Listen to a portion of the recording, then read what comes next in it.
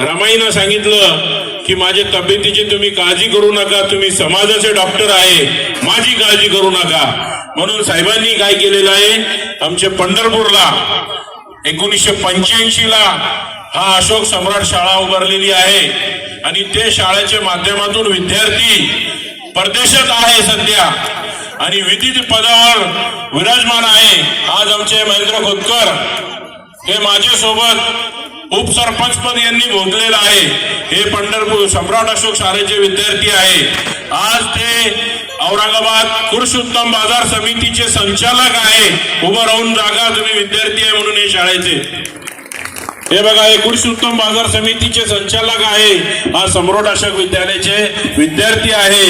पंढरपुरात हे सम्राट अशोक शाळे विद्यार्थी हमारे काकाजी भोळे यांची धर्मपत्नी स्वतः ग्रामपंचायतचे सदस्य आहे विद्यमान, व जिल्हा परिषद सदस्य व बँकित कर्मचारी सीए असे मधुकरराव भोळे गुरुजी व आमचे काकाजी भोळे यांनी विद्यार्थी घडून आणले. म्हणून ताई साहेबांचा एवढा दिवस उशीर हा विरामान पुतळा त्यांचे कोण म्हणजे पोरा विद्यार्थी त्यांनी घडवले आणि नंतर ताई साहेबांचा आता सगळे आपल्याकडून सगळा झाला. आज आपली वय काय आहे, आता ज्यांनी आपल्याला साथ दिली, हो हे ताईचा आपण पुतळा उभारावा, हा फर्ज बी आपण अदा करावा. म्हणून आज हा साहेबांनी फर्ज अदा केला आणि ताई साहेबांचा पुतळा आज उभारायला मी मधुकर भोळे साहेबांच्या व त्यांच्या सहकार्याच्या माझे ग्रामपंचायत पंढरपूरच्या वतीनं व माझे शेख परिवारच्या वतीनं खूप खूप शुभेच्छा देतो. पहिले आपण विद्यार्थी घडवले, नंतर ताई साहेबांचा पुतळा उभारलं, असं मी साहेबांना शुभेच्छा देतो.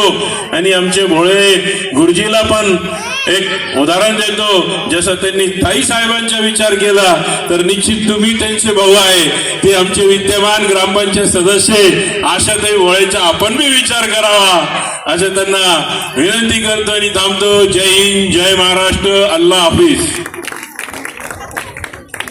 धन्यवाद माननीय शेख अख्तर भाई. अतिशय समर्पक शब्दात आपण या ठिकाणी आपल्या भावना या ठिकाणी व्यक्त केलेल्या आहेत. यानंतर डॉक्टर बाबासाहेब आंबेडकर मराठवाडा विद्यापीठातील एक साहित्यिक, विचारवंत, क्रांतीचा, परिवर्तनाचा, समतेचा विचार गावागावात, खेड्यापाड्यात, वाड्या तांड्यावर सांगणारे एक नाव आदरणीय प्रल्हाद दुलेकर सर.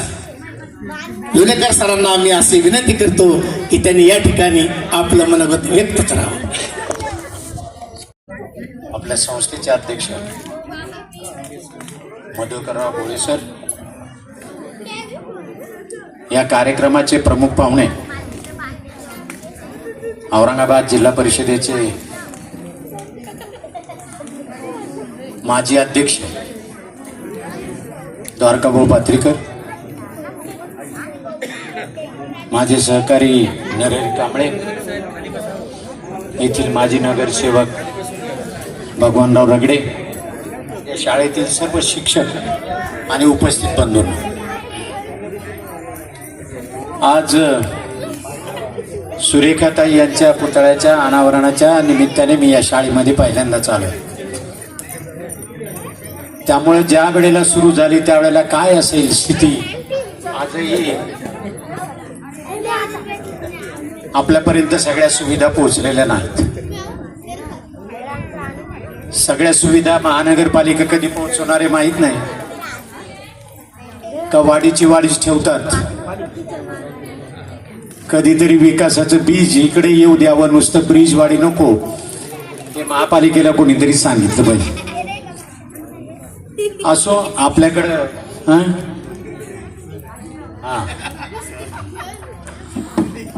आपल्याकडचे आमदार खासदार आता मंदिराला निधी देतात आणि आपण त्यांना निवडून देतो. आपणही धन्य आहोत आणि तेही लोक धन्य आहेत. बाबासाहेब आंबेडकरांना माहित नव्हते की मतदानाचा अधिकाराचा एवढा गैरवापर होईल, म्हणून त्यांनी सगळ्यांना दिला. जगातला भारत हा एकमेव देश असा आहे की ज्यांना घटना लागू झाली त्या दिवशी सगळ्यांना मतदानाचा अधिकार मिळाला. जगातला एकमेव देश. अमेरिकेमध्ये, इंग्लंडमध्ये महिलांना मतदानाचा अधिकार नव्हता, पण या देशात मात्र पहिल्याच दिवशी मतदानाचा अधिकार मिळाला. अमेरिकेमध्ये इतकी जुनी लोकशाही आहे, तिथं अजूनही राष्ट्राध्यक्ष म्हणून बाई झालेली नाही. एकही महिलेला निवडून येता आलं नाही. आणि आपल्या देशात लोकशाहीचं वय 25 वर्ष होण्याच्या आतच महिला पंतप्रधान झाल्या आणि राष्ट्रपती झाल्या. अनेक राज्याचे मुख्यमंत्री झाल्या आणि चांगल्या मुख्यमंत्री झाल्याची उदाहरणं आहेत महाराष्ट्र सोडून. महाराष्ट्रामध्ये झाली नाही आपल्याकडे अजून महिला मुख्यमंत्री व्हावी. जितक्या लवकर फडणवीस जातील आणि नव्या मुख्यमंत्री येतील याची वाट पाहूया आपण. महिला मुख्यमंत्री यावी, कारण फुल्यांचा, शाहू महाराजांचा आणि बाबासाहेबांचा महाराष्ट्र आहे. शिवाजी महाराजांचं नाव मोठ्या अभिमानाने घेतो आणि आपण महिलांना बाजूला ठेवतो आणि नको ते उद्योग सुरू करतो. आता परवा सरकारला 1 वर्ष झालं म्हणून खूप सर्वे आलेत. खूपच लोकप्रिय मुख्यमंत्री आहे. ऊर्जा खात्याचं काम शून्य, गृह खात्याचं काम शून्य, पाटबंधारे खात्याचं काम शून्य आणि लोकप्रिय मुख्यमंत्री. सगळ्यात वाईट स्थिती केंद्र सरकार भाजपचं आहे. ते मोदी सरकार म्हणत जाऊ नका, भारत सरकार तरी म्हणत जा कमीत कमी. घटनेनं भारत सरकार म्हटलंय, पण आपल्याला ते लिहितात मोदी सरकार आणि आपण म्हणतो मोदी सरकार. मोदी कसं असेल? ते काय खाजगी प्रॉपर्टी आहे का? घटनेनं आलेलं आहे म्हणता ना. हे जे सरकार आले त्यांनी दिलेला अहवाल आहे आणि महाराष्ट्र शासनाचा अहवाल आहे की सर्वात गुन्हेगारी वाढलेलं राज्य आणि महिलांवर अत्याचार करणारं राज्य देशामध्ये पहिलं कोणतं असेल तर ते महाराष्ट्र आहे. मी हे का सांगतोय आपल्याला? एका महिलेने तुमच्यासाठी केलेलं काम, या भागासाठी केलेलं काम, त्यांच्या पुतळ्याचं अनावरण, आणि दुसऱ्या बाजूला महिलांची स्थिती, त्यांची सुरक्षा नीट नाही.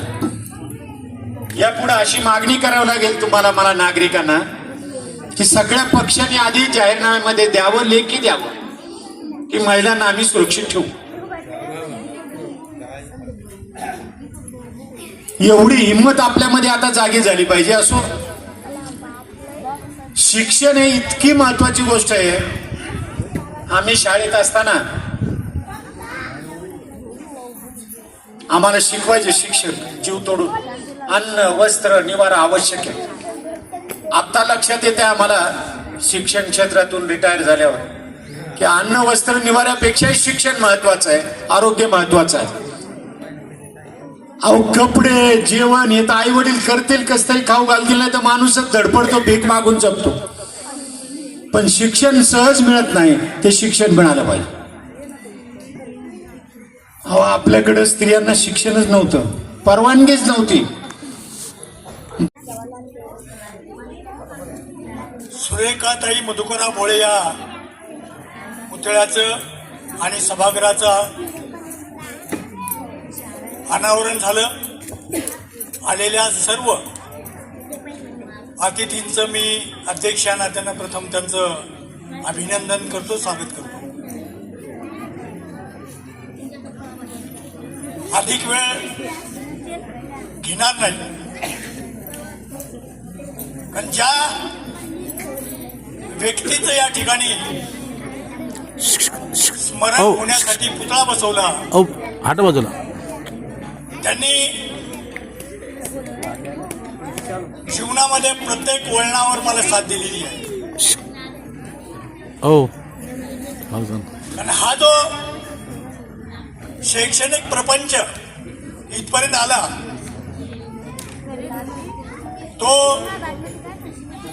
त्यांच्या सहकार्यामुळेच आला, असं मला या ठिकाणी स्पष्ट सांगावंसं वाटतं.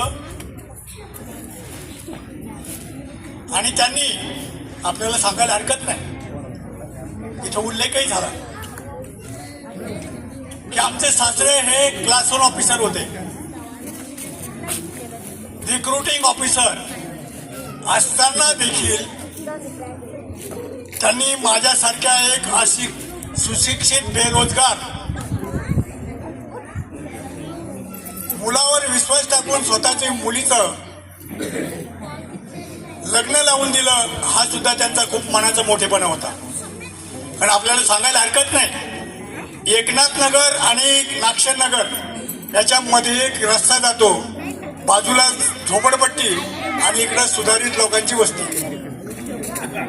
असे असताना तो सुद्धा एक गरीब श्रीमंत वर्गाचा एक फार मोठा संदर्भ होता.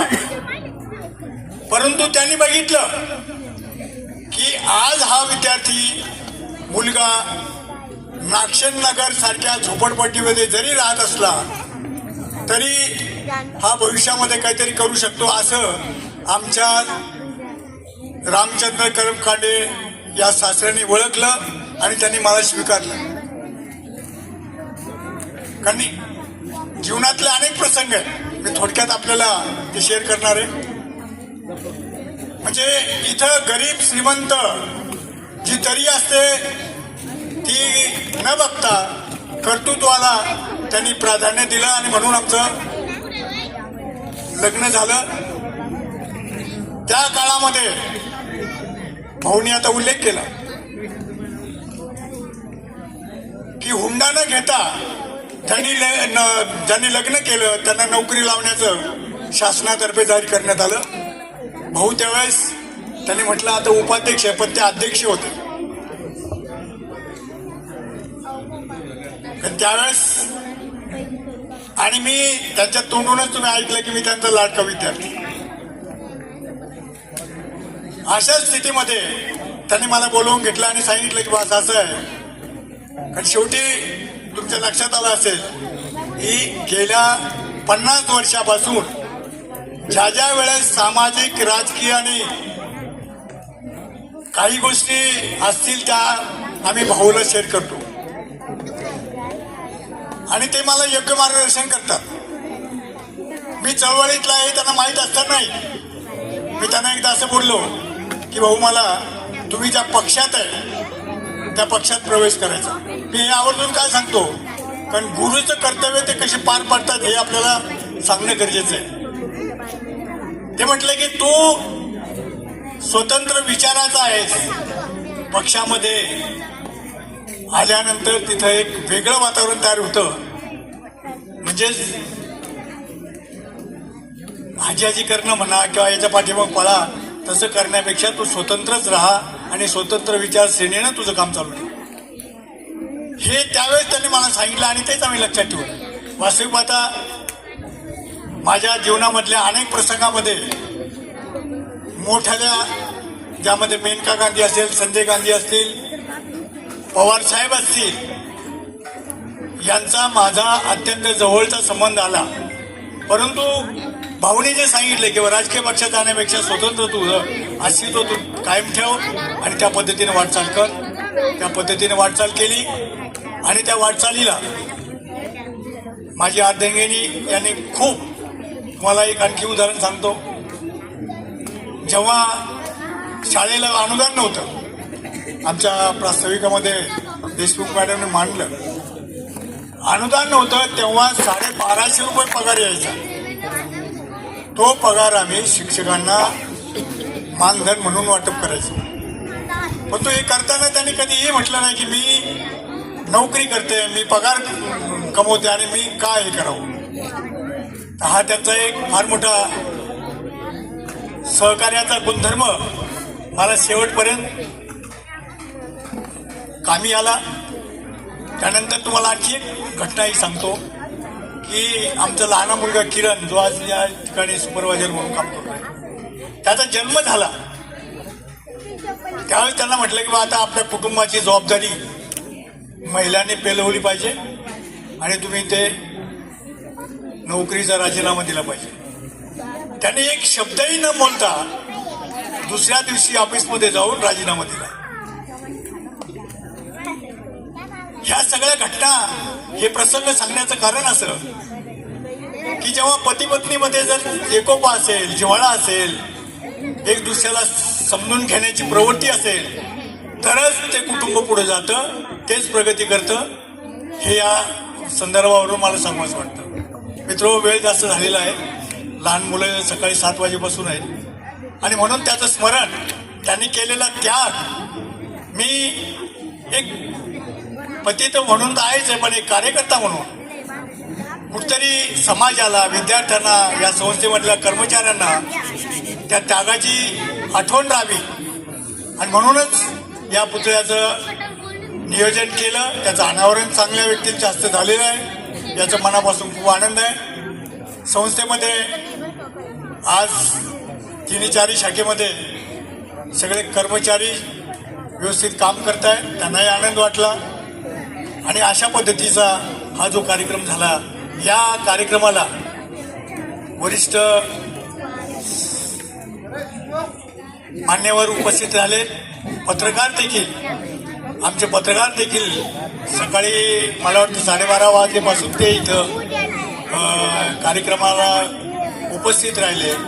माझे आप्तेष्ट आहे, जवळचे नातेवाईक आहेत, मित्रमंडळी आहे, ज्यांनी मला 40 वर्षापूर्वी या ब्रिजवाडीमध्ये शैक्षणिक कार्य करण्यासाठी मदत केली, ती सगळी मंडळी आजच्या कार्यक्रमाला उपस्थित आहेत. या सगळ्यांच्या सहकार्यामुळं, कारण एकटा माणूस काहीच करू शकत नाही, या सगळ्यांच्या सहकार्यामुळं हे काम मला करता आलं आणि पुढे देखील समाजामध्ये शैक्षणिक वातावरण, आता आपल्या बऱ्याच वक्त्यांनी शिक्षणाचं, ज्याने शिक्षण घेतलं तो गुरगुरल्याशिवाय राहणार नाही, अशा पद्धतीचं इथं देखील चांगल्या पद्धतीचं शिक्षण सुरू केलं जाणार आहे. इंग्लिश मिडियम सुद्धा सुरू केलं जाणार आहे. 8वीचे वर्ग इथं सुरू झालेले आहेत. पुढचा जो टप्पा आहे तो चांगल्या पद्धतीनं या ठिकाणी विकसित केला जाईल. मी बंद करतो ना, तू इतकं नाही, मी म्हटलं बंद, नंतर नाही टाळलं. या ठिकाणी व्यावसायिक शिक्षण सुद्धा सुरू करण्याचा आमचा मानस आहे आणि त्या व्यावसायिक शिक्षणातून आज आम्ही पाहिलं की सरकार देखील काहीच करत नाही. विषय निघाला म्हणून सांगतो, मला जे शिक्षण महर्षी पुरस्कार मिळालेला आहे पुण्याला, मी कधी कोणाकडे अर्ज देखील केलेला नाही, पण ही जी काही शासकीय संस्था आहे त्यांनी मराठवाड्याचा सर्वे केला आणि बघितलं की ब्रिजवाडी एक अति दुर्गम ठिकाणी सम्राट अशोकाचा विचार तिथं शैक्षणिक माध्यमातून पेरला गेला. पंढरपूरला देखील तसंच, नारेगावला देखील तिथं ज्या ठिकाणी शासन जात नाही अशा ठिकाणी मधुकर भोळे यांनी शैक्षणिक कार्य सुरू केलं आणि म्हणून त्यांना शिक्षण महर्षी हा पुरस्कार दिलेला आहे. हा उल्लेख या ठिकाणी आवर्जून सांगण्याचं कारण असं की सध्या त्याची गरज आहे. भाऊनी देखील या ठिकाणी उल्लेख केला की आता लोक शिक्षणाच्या नावाखाली धंदा करत आहेत आणि तुम्हाला शासन देखील आता प्रत्येक शैक्षणिक क्षेत्र हे खाजगीकरण करण्याच्या पाठीमागे लागले आणि म्हणून गरिबाची मुलं, वंचिताची मुलं, मागासवर्गीयांची मुलं ही शिक्षणापासून वंचित राहणार नाही याची काळजी मात्र संस्थाधारक या नात्याने मी घेणार आहे आणि त्या दृष्टीनं पुढे वाटचाल होईल एवढंच आश्वासन या ठिकाणी देतो.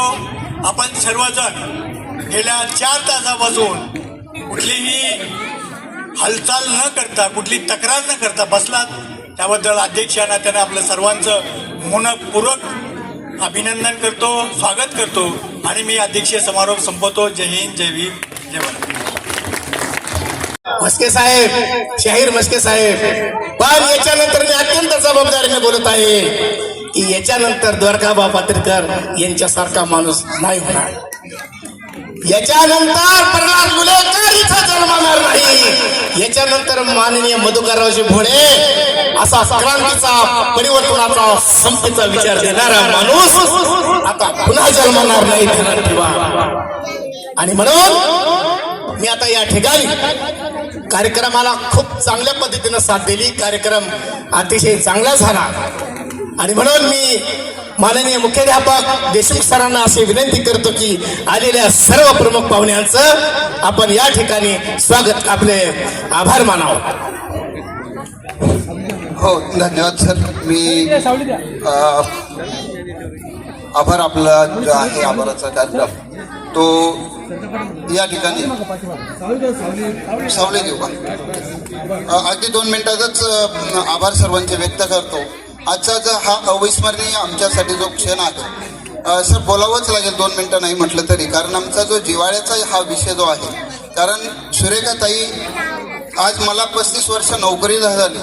ज्या वेळेस सुरुवातीला आम्ही नोकरीला आलो, अगदी साहेबांच्या घरी मी वरुडला म्हणजे ज्या ठिकाणी 15 किलोमीटर सायकलवर यायचो, त्या काळा परिस्थितीमध्ये 15 आणि 10-25 किलोमीटर सायकलवर येत असताना त्या साहेबांच्या ज्यावेळेस घरी जायचो त्यावेळेस चहा पाणी आणि जेवणाची प्रसंगी जेवणाची व्यवस्था त्या ताई स्वतः हसत मुखाने करत होत्या. हे यासाठी अगदी बोलावंच लागेल, म्हणून आमच्यासाठी हा अविस्मरणीय प्रसंग असू शकतो. तर हा सर्व शिक्षकांचा, हा सर्व कर्मचाऱ्यांचा अनुभव होता. आणि आज माझ्या शाळेत आणि माझ्या काळखंडामध्ये हा सोहळा या ठिकाणी शाळेमध्ये संपन्न होत आहे, याचा मनस्वी मला आणि आमच्या सर्व सहकाऱ्यांना याचा आनंद होत आहे. खरोखर जर आपल्याला आदर्श घ्यायचा असेल, मी मुलींसाठी जर हे असेल किंवा सर्वांसाठी, तर ताईंसारखा आपण आदर्श घ्या, त्यांच्यासारखा आदर्श जगा, ही संकल्पना आपल्याला द्यायची आहे. आपल्याला खूप त्यांच्याकडून काही घ्यायचं नाही, परंतु त्यांचं जे जीवन आहे, त्यांनी जे दुसऱ्यांसाठी दुसऱ्या प्रती जगण्याची जी त्यांच्यात उर्मी होती ती आपण जगूया, हीच फक्त आजच्या दिनी अपेक्षा करतो. तर आजच्या दिनी माननीय कार्यक्रमाचे अध्यक्ष माननीय भोळे साहेब यांनी हा स्वतः सर्व संपूर्ण कार्यक्रम घडून आणला, त्याबद्दल सर्वप्रथम त्यांचे मी या ठिकाणी आभार वतीने व्यक्त करतो. त्यानंतर कार्यक्रमाचे आपले अध्यक्ष प्रमुख पाहुणे माननीय दत्ताभाऊ पाथरीकर, द्वारकाभाऊ पाथरीकर, लोलेकर सर आहेत आमचे स्नेही, आमच्यावर सदैव ज्यांचा सदैव असे आमच्या कोणत्याही कार्यक्रमास ओढ देणारे असलेले माननीय रगडे साहेब, सोनकांबळे साहेब, कांबळे साहेब, त्यानंतर गावातील प्रतिष्ठित नागरिक हिवराळे साहेब, पट्टेकर साहेब, आणि त्यानंतर गावात अजूनही ज्ञात अज्ञात असलेले प्रतिष्ठित नागरिक, त्यानंतर फळे परिवाराच्या नातेवाईक, हे सर्व या ठिकाणी उपस्थित झाले. त्या सर्वांचे मी आभार या ठिकाणी व्यक्त करतो आणि आपण आलात पुनश्च धन्यवाद व्यक्त करतो. आणि कार्यक्रमाची सांगता जी आहे ती राष्ट्रगीताने होईल. राष्ट्रगीताने होईल, त्यासाठी सर्वांनी उभं राहायचं आहे.